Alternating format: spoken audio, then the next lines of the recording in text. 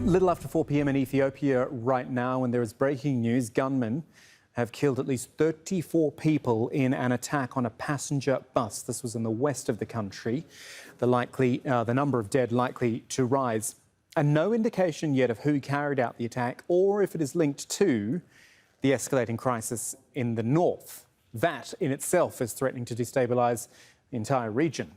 The leader of that Tigray region has confirmed his forces launched rockets into Eritrea, bringing a third country in. And he's threatening to carry out more attacks. Those who attack Tigray will not just attack and return home. We will retaliate while they are here and strike the airports from which they launched attacks. There is no place that we can't reach, and we will continue to attack selected targets that the invading forces are using against us. The TPLF is now fighting both Eritrean and Ethiopian government forces, but Prime Minister Abiy Ahmed says Ethiopia will achieve its goals on its own. He tweeted that those who commit crimes against humanity and peace will be held accountable. And the number of people fleeing the violence into Sudan, it's going up. At least 20,000 now, according to the United Nations, as well as the reports of massacres, of ethnic profiling, in which both sides are accused of atrocities. So a lot to talk about. We'll do it with Mohammed Ado, who's in the city of Gondar on the border of the Tigray region. First of all, this bus attack, Mohammed, anything more?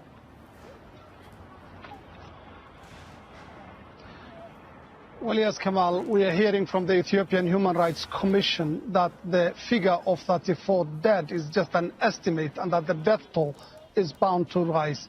The gunmen are said to have waylaid and ambushed the bus as it was heading to the Amhara region from the Benishangul Gumuz region, which is in western Ethiopia, and are said to have killed the passengers who were aboard the bus in a very gruesome attack.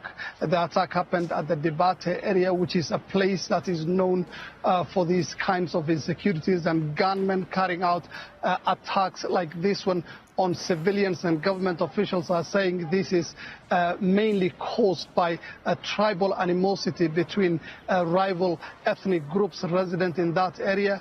And a few weeks ago, Prime Minister Abiy Ahmed had said that these gunmen who are carrying out these attacks in Benishangul were trained in neighboring Sudan and had called on the Sudanese government to ensure that areas along the border were cleared of these armed groups. OK, so we'll leave that there, Mohammed, and then focus on the existing conflict in the north.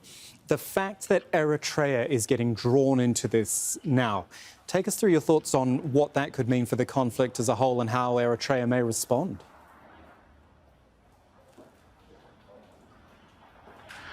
Well, diplomatic sources are categorical that it is just a matter of time before Eritrea becomes fully involved with this conflict. Although Prime Minister Abiy Ahmed has tweeted earlier on today that Ethiopia has the capability to carry on with the operation on its own and doesn't need help from any quarters. But again, Eritrea has an axe to grind with the TPLF. Not only has it fought a long war that lasted from 1998 to 2000, but the flashpoint for that conflict, the village of Badme, is administered by the TPLF. Prime Minister Abiy Ahmed has absolutely no objections to Eritrea taking Badme and making it part of its country in accordance with the ruling of a UN-affiliated commission which ruled on the border between Eritrea and Ethiopia, which as yet is not demarcated. But the TPLF do not want that to happen. So these attacks, the missile attacks, as well as already the grievances that have existed between the TPLF and Isaias Afwerki, the president of Eritrea, are enough reasons for Eritrea to be on a war footing. Incredibly delicate situation, isn't it? That's Mohammed Ado updating us on the situation in northern Ethiopia. Thank you, Mohammed. As we mentioned, the number of refugees crossing over into Sudan keeps growing. Hiba Morgan is there for us, reporting from a region just north of the Sudanese-Ethiopia border. Hundreds of refugees continue to arrive here at Hamdayet Border Reception Center. Now, this center is just about 2 kilometers away from the Sudan-Ethiopia border in Sudan's Kassala state. And hundreds of refugees have been pouring in here into Hamdayet Reception Center, with the number reaching up to 9,000 just over the past few days alone. Now, most of them live in conditions like this, out in the open with no shelter and no proper sanitation. And this is raising concerns amongst aid organizations here, especially medics, that this would create a health crisis. Medics say that most of the people who arrive suffer from chest infections as well as malaria infections due to exhaustion from traveling for days escaping the fighting in the Tigray region. Most of the refugees we've spoken to speak of the same horror, saying that they have seen people being slaughtered, that they've seen aerial bombardments, which has made them fear for their lives and flee here to Sudan, seeking safety and seeking humanitarian aid.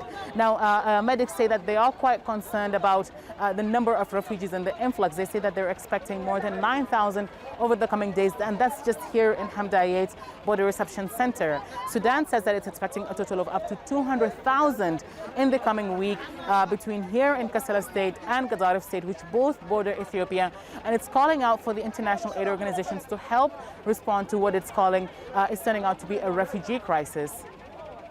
Just want to have a closer look at the TPLF's main concerns. It is worried that Abiy Ahmed's democratic reforms threaten the current federal arrangement, which gives the Tigray region its self-autonomous status.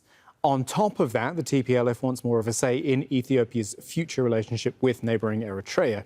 Tigrayans also think Abiy's government has unfairly targeted them as part of a crackdown on past rights abuses and corruption. Some thoughts now from Jason Mosley, who's a research associate for the African Studies Centre at the University of Oxford in the UK. He told us earlier it is difficult to predict what's going to happen next. There is a lot we don't know about what's happening. Even the reports, the TPLF claiming attacks, what they were actually able to hit, if the attacks actually landed at all anywhere near where they were supposed to, has been denied by the Eritrean sources. But with media access limited, independent corroboration of these kinds of facts is very limited. So it's difficult to say exactly what's happened. We can say, however, that the border between Eritrea and Ethiopia is heavily militarized and has been for 2 decades. So the potential for this to escalate significantly is obviously there. And certainly all sides in the conflict within Ethiopia have incentives to portray what's happening in highly fraught terms in order to internationalize it, but for different reasons. So it's very difficult to predict whether the Eritrean government feels that it's in a position to push militarily on this. I think the key thing would be to focus on the need to reverse course from this spectacular failure of governance, both on the part of the Ethiopian government and the regional authorities in Tigray, and de-escalate rather than focus on escalation.